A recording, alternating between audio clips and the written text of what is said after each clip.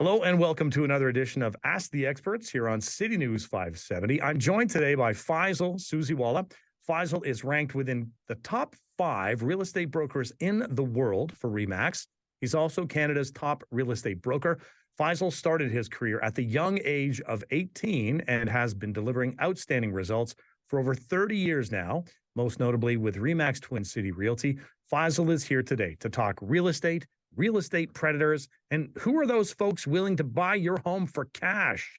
Hello and welcome to the show, Faisal. Hi, Brock. How are you? I'm great.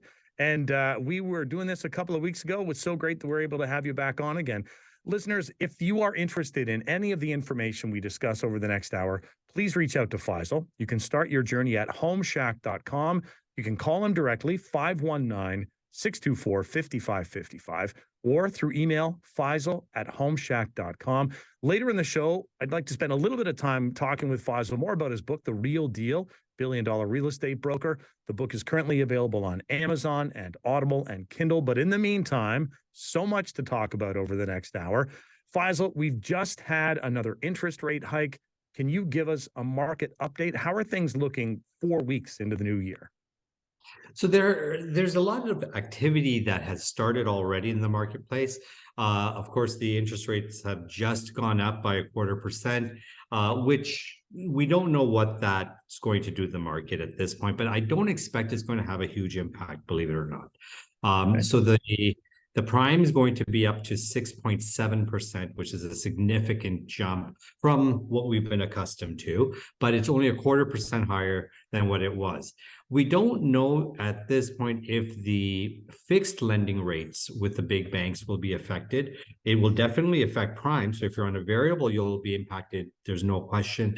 But if you're not on if you're on a fixed rate, or if you're looking at fixing a rate, there may be some opportunity to leave the rate as it is and not see any further increases. So coming into the spring market, we typically see activity increase anyways, and that brings higher valuation. So in any given year from March through till July, we'll see an uptick of about 3 to 5% in the market. And that's why typically we will encourage sellers to sell their homes coming into that, mid-February, March, April, May, June market, especially in our region where commuters seem to be coming into, we're attractive, and those folks are moving in typically around that June, July, so they can have their kids settled in by September. So with these interest rates, again, we've talked about this in previous shows where this is the measure that is being used to control inflation. This is the tool, and it seems that this is the only tool in the toolbox for Mr. Tiff to be using, and I don't agree with it. It's a supply chain issue. What I'm finding though, and I don't know if you're seeing this, Brock, or not, but big corporations, I believe, are going to profit from this. And they're going to profit as a result of, yes. So the whole idea of increasing rates is to get, costs down, make things more affordable. I don't know about you, but I haven't seen much more affordability out there. Go to the grocery store, go to the gas pumps. Have we seen this take? So someone is making a lot of money, or some corporations are making a lot of money as a result of this, because they're still saying supply chain is an issue, and they're still seeing material. And again, we've rested on the laurels of this COVID situation for long enough, and I don't believe that the solution is just raising rates. Maybe it's part of it. Yes, we were up to 8 in June on the inflation rate. We're now down to 6.5. But if you go back to February of last year, we were at 6.8. So there was a little bit of hike as the rates went up, and now we're just right back to where we were. So I don't know. I'm bringing it down to 2%. We would have to be at 12% interest rates to get inflation down to 2% at the rate we're going currently. And that idea of, throwing the idea of supply chain issues out there, that seems to be such an easy one to just, they're throwaway words really at this point, right? Where the idea is that we can't keep coming back to that. There's got to be other things that are happening out there. And you're right. Here are these corporations that are looking at an opportunity, and they're taking advantage of that opportunity.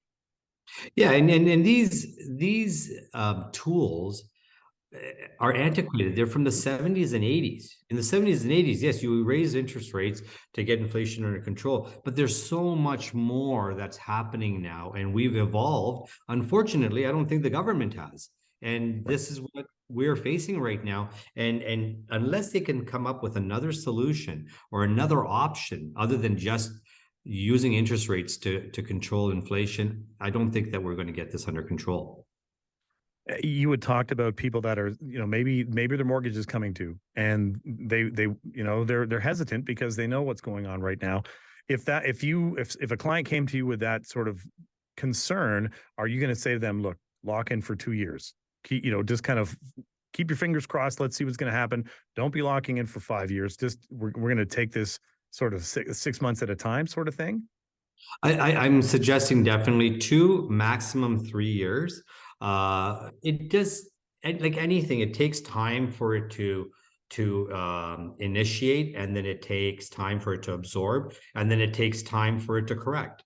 And I believe that at some point, maybe 18 months down the road, 2 years down the road, we're going to see the adjustment downwards, and there's going to be pressure. I was at a conference where an economist was speaking, and he used an excellent example. And his example was that, just like taking that ball and volleyball and pushing it down in the swimming pool and holding it down there for a long period of time, which is what the interest rate hike is doing, is holding that ball down. When they release that ball, it's just going to pop out, right? And it's going to pop up high, and we're going to see all of that. It's sort of that pent up demand. And that's exactly, and what frustrates me about this whole situation is when COVID started back in March of 2020, the government was announcing that interest rates are going to remain low for a long period of time. We're going to see these low rates for a long period of time. So what did consumers do? Consumers went out there and they spent money. They took on higher debt. They were being assured by the banks, by the government, that these rates are going to remain low. There was all kinds of historical data that if you just follow the variable, for the last 20 years, if you just follow the variable rate, you're going to be much further ahead than locking in. So nobody locked in. Everybody waited. And I'm talking professionals, people that are in the business, and I include myself in that. I looked at that as well and said, yeah, you're right. I've never really had to lock in a rate. I've always come out ahead by just playing the variable game. So why would I lock in? And then boom, we are at the highest rate since 2007 right now, right? And we've had we're 16 times the lowest rate that we were at. So when we look at all of these things, it's just too much too soon to absorb. And yeah, we can sort of pacify ourselves by saying we're going to get used to this. We're going to get used to this. It's not like it was before, where yeah, rates were 12%, they came down to 10, and we were really happy about that, back in the late 80s, early 90s, when things started to settle a little bit. But we're not in that situation right now because the values are so much higher. And when you look at the income levels, the income hasn't gone up at the same pace as the valuations have gone up on our spend. Maybe we can shift gears a little bit here. And I know one of the things that you wanted to talk about today, this idea of looking at the market right now, what are some of the things that buyers and sellers really should be aware of? You use the word predators. Maybe you want to, if you want to even just introduce that idea, and maybe we can come back to it in that next section. But I want to give you the floor right now. Kind of what are the things that we need to be aware of right now? Unfortunately, we're in a time of crisis right now, and people are acting out of impulse or out of emotion or out of desperation. And when that happens, I've seen it over my 35-year career. You get the predators. They're out there. They're fishing. They're looking for opportunities. There's opportunists. Then they're saying, you know what? People are falling behind on their rates. They're falling behind on their mortgages. They're not able to renew. This is the time to get out there. But it's not just independent buyers. Corporations are doing this. Realtors may be doing this, unfortunately. Companies such as water softener companies, heating companies, furnace companies, hot water heater companies. They're all saying, you know what, don't spend the money in buying that furnace for $4,000 right now. Let us put you on a payment plan. Times are tough. And they're coming across as being your friend. But what they're really doing is they're contractually obligating you to 10, 12, 15 years of suffering and high costs. So this is where, a lot of this predatory business starts happening. High interest rates are being charged. Private money is expensive right now, to get a private loan, a private mortgage. There's just a lot of that type of practice that we see emerging in these times. So it's just a word of caution to really have a second thought before engaging or entering into something. Are you okay if we come back to that after the break? Absolutely. All right. We are coming up on a break here on Ask the Experts. When we come back, we'll keep talking a little bit more about real estate predators, the other people to be aware of, and we're going to get started talking about reverse mortgages, what you need to know about that as well, too. Stay with us here on City News 570. Back to the show. My guest today is Canada's top real estate broker and author of the book, The Real Deal, billion-dollar real estate broker, Faisal Susiwala. Listeners, if you would like a chance to chat with Faisal yourself, you can start by going to homeshack.com. You can also call Faisal directly, 519-624-5555, or through email, faisal@homeshack.com. Before the break, Faisal, we were talking about this idea of predators in the real estate market, in the housing market, and you got into that some of the details there. What do we need to be aware of when we're working with certain organizations and certain companies, for example? So we're finding right now with these times of crisis, people are acting out of emotion, they're acting out of impulse, they're acting out of desperation. They don't know where to turn, so they are turning to people who they think are professionals for advice.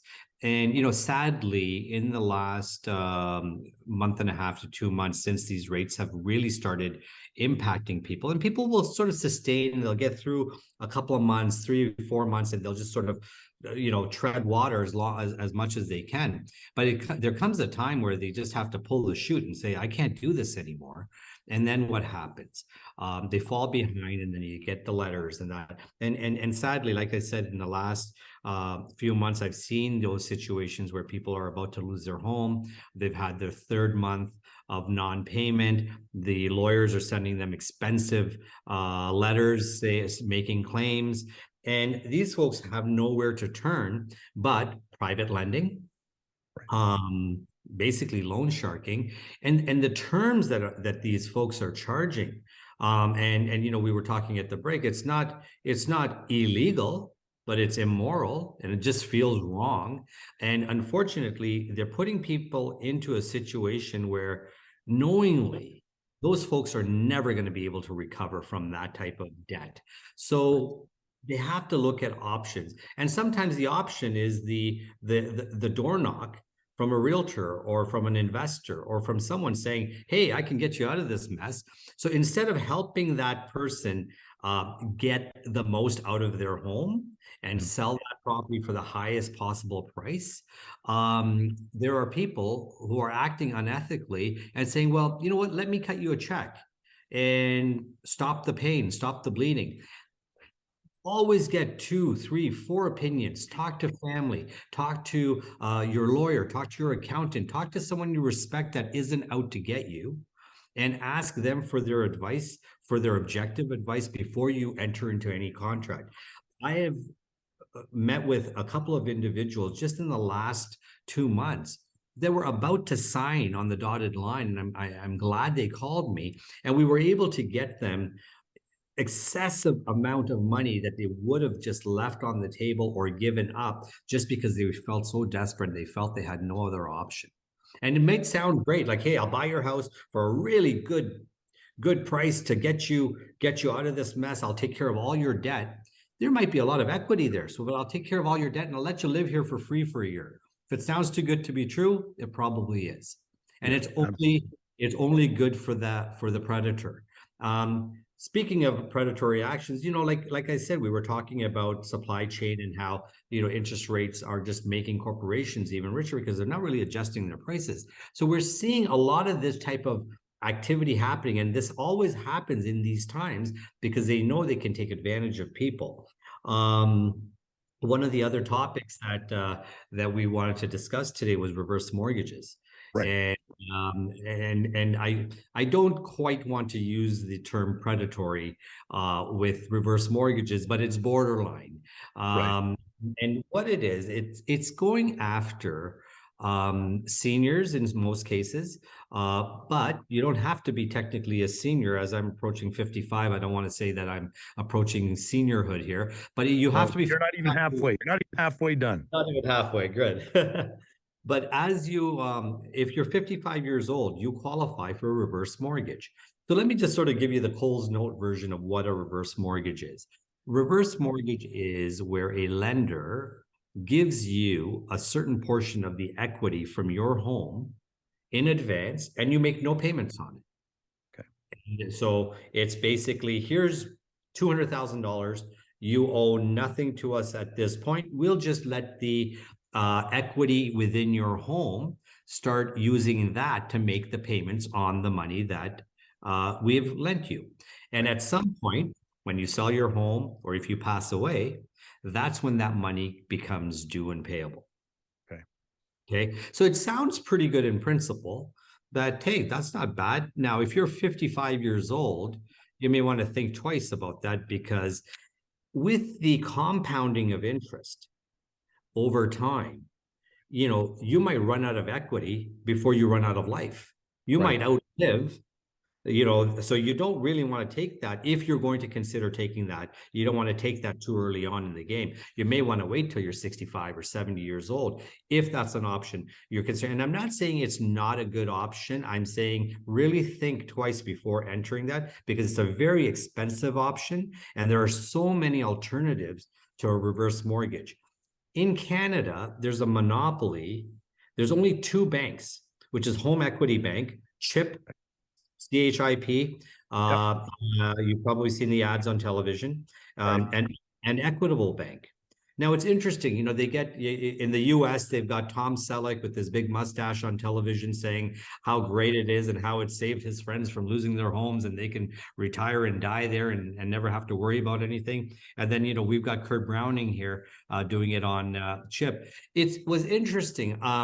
In preparation for this, I was on the web and I was Googling reverse mortgages, and I was just trying to get a calculator, just a calculator, to calculate if I borrow $200,000 at the age of 60, and let's say I'm going to live there till I'm 75 years old, until I go into a home or something, what would it actually cost me? It was probably about 45 minutes of Google searches before I stumbled upon, and credit to Equitable Bank, because Home Equity Bank, I couldn't get to a calculator to save my life. It just got me to another email that I had to enter, another phone number I had to enter, because they want to make a phone call to you and talk you into this idea. But after really digging deep into these websites and I finally found through Equitable Bank one of their mortgage calculators. And I just for fun thought, okay, I'm 60 years old. I've got, my house is worth $800,000. I would like a 200,000. No, I want to know what I qualify for. So it said at 60 on an $800,000 home, I qualify for $200,000. They'll cut me a check for $200,000. Then the next task was for me to find out, what is my interest rate going to be on that? The interest rate is prime, which we just talked about earlier, 6.7%, plus 2.69. Ouch. Yeah. Okay, so let's do some rough math. 9.25%. Okay, that's your interest rate now.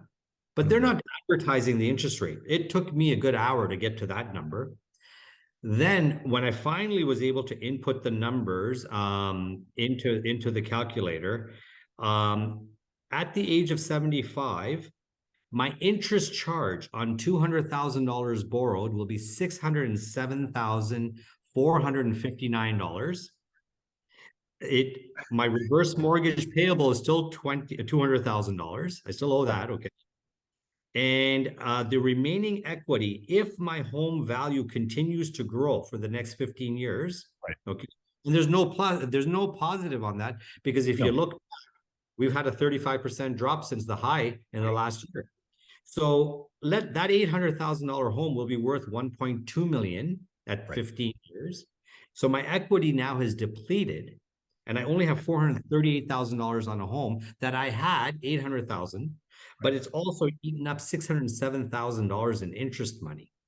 So I'm just cautioning seniors and people who are considering, because those ads look sexy, I could get this, and I'm on vacation, I'm buying my car, and I'm paying for my kid's wedding, and all those great things that are coming out of these things. It's not what it's made out to be. And really do the math. This is the calculation you want to do. If anybody's considering getting a reverse mortgage, I now have the calculator. Give me a call. Let me show it to them. Yes. Absolutely. And the thing that drives me crazy is the idea that 200,000 we're going to give you 200,000. It's my money. And if I look at it in the long run, I'm going to sell this. If I walked out today and sold this house for $800,000, right? That's all mine. You're giving me what's mine, but then I'm going to have to turn around and give you $650,000 plus the 200,000. It's unreal. And the other piece, and you touched on this a little bit, people need to think about, what are they taking the money for? Is it a necessity? Because that's awful if you've got to do that, and it's for groceries and all of those things. That's one thing. But if it's for these other wants, and you really have to balance those things out. We know there are better ways to go about. You need to borrow $200,000. There's somewhere else that you can get that less than 10%, basically. Yeah, well, let's talk about that. If you have a home that's $800,000, which is paid off, what's stopping you from going to your bank and just getting a home line of credit? And that home line of credit, here's the beauty of that. You pay as you go. You may not need that full $200,000 today. In fact, it's probably not wise to have that $200,000 sitting cash in your account and you're paying interest on that. So get a home line of credit, a HELOC, which allows you to draw as you need. Maybe you have some money coming in, or you're able to pay it down, but the interest rate on that is going to be significantly lower. So again, go and talk to your banker. Ask them what their rate's going to be. The other downfall of this home reverse mortgage is when you pass on, your debt becomes payable and due immediately. Right. So now your estate must sell your property. Yeah, they can't, because they can't assume the debt. So if, for example, if you wanted to leave that home to your son or daughter or nephew or whomever your survivor, they don't have the option of just taking over the debt and continuing or having that home. They now have to pay that debt off immediately. Unreal. Let's take a quick break, and this is a hot button topic, and I do want to talk more about it, Faisal. We'll take a break. We'll get an update from the City News 570 Center. When we come back, folks are willing to buy my home for cash. What's that all about? Stay with us here on City News 570. Welcome back to the show. My guest today is Canada's top real estate broker and author of the book, The Real Deal, billion-dollar real estate broker, Faisal Susiwala. If you'd like a chance to chat with Faisal yourself, you can start by going to homeshack.com. You can also call Faisal directly, 519-624-5555, or email Faisal@homeshack.com. Before the break, we were getting fired up about a few things, about predators and reverse mortgages and those things. The other thing that we've talked about before, those folks that have offered to buy my home for cash. It looks like it's a handwritten note that comes in the mail, or I've seen those signs up on street corners. What's that all about? Who would I be dealing with, Faisal, if I actually went through with that? Well, you might be dealing with a predator, so be very careful. Okay.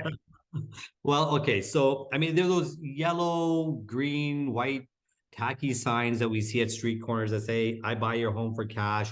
And, it might sound appealing, right? So you call that number and you get a visit from one of these individuals. We'll call them wholesalers, okay? Because they wholesale these homes to investors, or they might buy them themselves.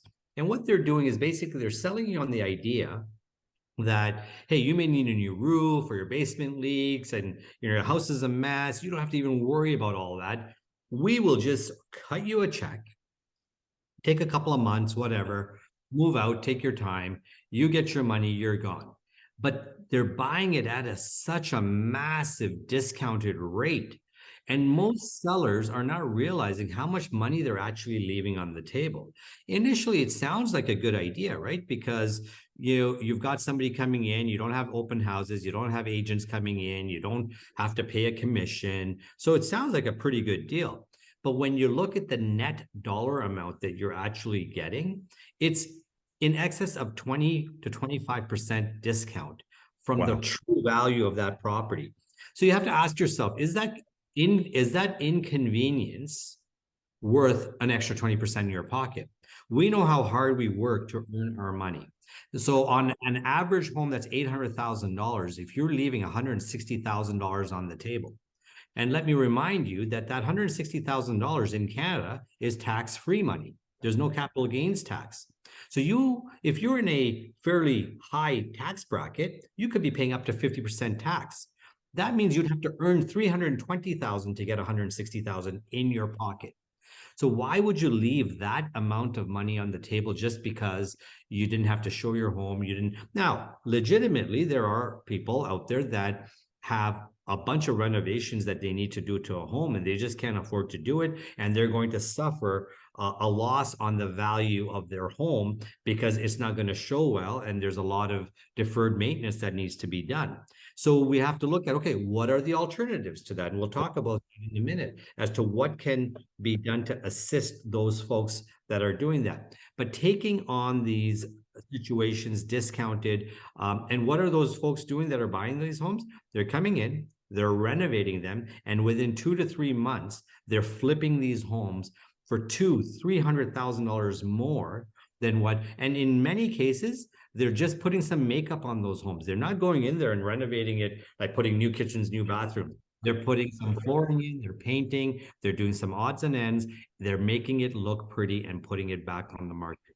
Now we're seeing that type of behavior happening again right now because people are falling behind. They're having a tough time renewing their mortgages.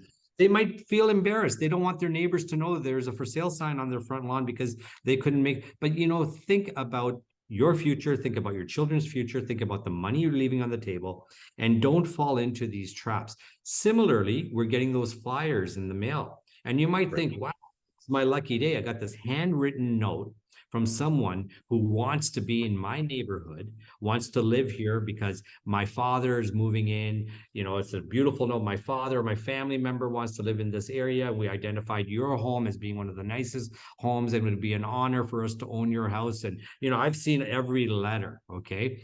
And sadly, there are even realtors that are involved in doing these things, which is not ethical at all. But at the end of the day, that's the predatory actions that we're seeing in the marketplace right now. So be very careful when someone is approaching you, or those handwritten letters may not actually be handwritten. They might be printed by a printer, but they look like they're handwritten.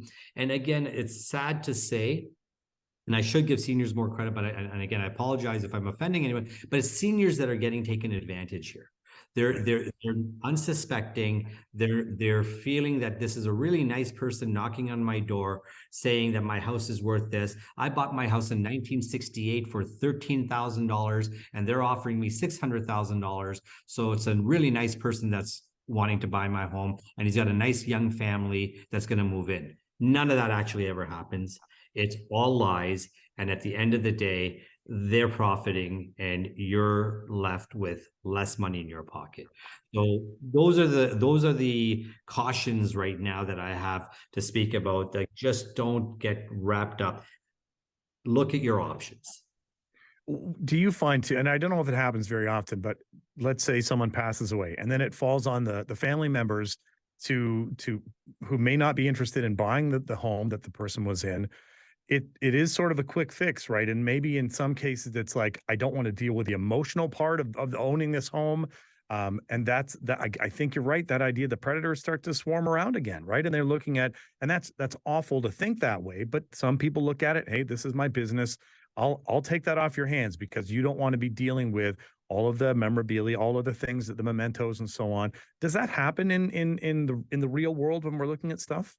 Well, all the time. In fact, I probably deal with that situations once or twice a month with my clientele. Having been in the business as long as I have, I'm sadly seeing people pass on and their family members are in that position. And that's where, you need to reach out to professionals who offer services that will take all of that away from your plate and let them handle it. Whether it's getting the home renovated, managing the renovation, getting it ready, getting it cleaned up, getting it emptied out. Don't just walk away from it from an emotional perspective and say, I can't deal with this. Like, your parents or whoever has passed on would not have had that intention for you just to walk away and let somebody else deal with it. Or give it away to somebody after they put so much love and effort into building this, most likely for you. So honor their memory by doing whatever you can, and know their intent, that they would have wanted you to have some benefit from that, what's left behind for you. And that's where, and I'll talk about these unfortunate circumstances where someone's about to lose their home because they're 3 months behind on their mortgage payments. And I've had this situation just before Christmas where someone was about to lose their home, and they thought their only option was to go with this, wholesaling situation where I'll call the person that gave me a flyer that's the handwritten note. They're going to take they offered approximately $300,000 less than what I ultimately sold the home for. And the way I was able to assist these people, and like myself, there are many realtors, there are many great realtors out there that will do exactly what I did. And what I did was I said, we're going to stop the bleeding today. Right. We're going to loan you the money interest free, because I realize I'm going to have the business. I'm going to sell, I'm going to earn my commission. But what I'm going to do is I'm going to go to the next step. I'm going to help you get out of this, the arrears. So if you're 3 months behind, you're probably $10,000 to $12,000 behind on your mortgage payment. You're a little bit behind on your property taxes. You may have to pay the lawyers who have been sending you these nasty letters. So let's call it $20,000. Okay. So let's make them whole. Let's pay them their $20,000 to stop any further action and to give us some time to get your home prepared and on the market. Within 60 days, we will sell your home. We will pay off the debt. We will pay off all your creditors, and you don't have to give up. And at least you're going to come out with some equity as opposed to walking away from that home. Now, the lender has the duty to mitigate your losses, but do you think that lender is really going to worry about how much you're getting? They just want to get what they're owed. That's right. And the fees that will get racked up are just enormous. It could be up to 10% more than what the value of the mortgage is, just to get them to be able to service the sale of this property. That's number one, helping people stop the bleeding of that mortgage payment. But as a seller, as a homeowner, it's important that you don't let it go too long. Don't call your realtor 3 days before the sheriff is going to show up to lock the door, because that's getting really late. We've had that situation, and we've been able to help people in the past, even on that circumstances where we've been able to, because a lot of people don't realize that just because possession has been taken away from you does not mean you've lost your home yet. Right. And you have the opportunity and the right to redeem your property back before the sale of that property, provided you pay everybody off. So it's never a lost battle until it's completely sold and somebody else has taken possession. The other option here is, why do people call these guys on the sign? Is because they don't do the renovations. They don't have the money to do the renovations. Right. Again, as a realtor, on my website, I have a program that's interest-free money, $25,000, loaned to you. You can hire your own trades, have your renovations done in preparation for the home and I consult with the seller to say, we don't need a brand new kitchen. Maybe we can fix the doors. Maybe we can change the countertop. Maybe we can just change some flooring and do some painting and freshening up. So we don't need to do $100,000 renovation. We can do a $20,000 renovation. So I will finance that at no interest charges until the home is sold. When the home is sold, the seller's solicitor just refunds the money that I spent on it. And Right. what I do is, everyone's got a contractor, everyone's got a friend that can probably do the work for a lot less. So we're not in it to gain service contracts and feed our contractors. You can hire your own contractor, we just pay the bill. And that allows people to get the renovations done. And it's a win-win. Makes my job a lot easier to sell it. They make more money. Ultimately, I benefit from that as well, because my pay is based on the selling price. So everybody in this situation is going to benefit. And that's one of the reasons that I'm happy to lend the money to a seller to facilitate any renovations, to facilitate any mortgage payments, and to take the heat and the pressure off of them. So when an offer comes in, they're able to make a thoughtful decision as opposed to making a decision out of desperation or impulsiveness. Faisal's going to give you the breathing room, and he's going to allow you to catch your breath and makes decisions not just based on emotions. We'll take a final break here, Faisal. When we come back, can we talk about your book a bit? Yeah, I'd love to. All right. We're going to spend some time discussing The Real Deal, billion-dollar real estate broker. And stay with us here on City News 570. Welcome back to the show. My guest today, Faisal Susiwala, also known as Canada's top real estate broker. Listeners, if you'd like a chance to chat with Faisal yourself, you can start by going to homeshack.com. You can also call Faisal directly, 519-624-5555, or through email, faisal@homeshack.com. Before the break, Faisal, we were talking about things that sound really too good to be true. Faisal's not going to put a letter in your mailbox that makes it, he might send you a real letter, but not one that looks like it's been copied over and over and over again. He does a lot of writing and, in fact, spent some time writing a book. So, The Real Deal, billion-dollar real estate broker, author Faisal Susiwala, this project of yours, it gave you a chance to share your thoughts, your ideas, your guidance with anyone willing to take the time to read. In your mind, what are the key messages you hope people can take away when they're thumbing through your book? The intent behind the book was, and COVID actually afforded me the opportunity to write it, because I had some downtime and I was able to really put everything I had worked on previously on paper. It was to basically outline my journey. And the reason I wanted to do that, number one, was for my children, because it's not a situation where I can sit down with my kids and say, well, this is what I went through. All these struggles I faced, but I wanted them to have some sort of a roadmap of what it takes to achieve certain things in life. And God forbid, if they're ever in a situation, to have that as an inspiration for them, with that, you're never down and out, you're never destitute enough to say, I can't do something.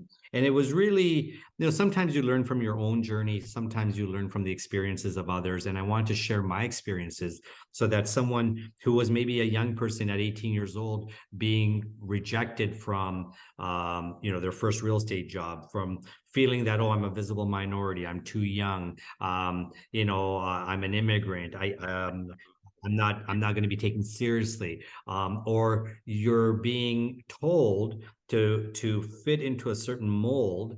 I come from a South Asian background. You either got to be a doctor, lawyer, or engineer, and I didn't want to be any of those. So how do you sort of pave your own way, and how do you succeed, and where does that passion come from? So that's part of it. The other part of it was sharing, building your sort of wealth journey. I didn't come from any sort of wealth. I started very, very modestly, and I tried to each year do a little bit better and build my portfolio, and organically became someone who was an investor, who was a land developer, who was a commercial property owner. And it wasn't something I had set out to do. It just organically happened.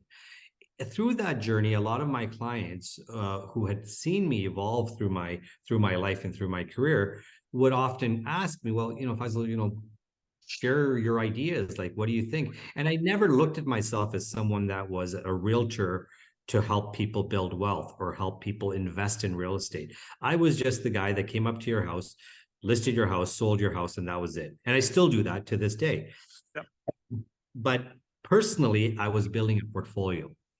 And a few of my clients asked me, can I help them? Can I help them build their portfolios? And I thought, hey, that's a great idea. And I started sharing that. And it started blowing up. And it all of a sudden I had hundreds of clients asking me to do this.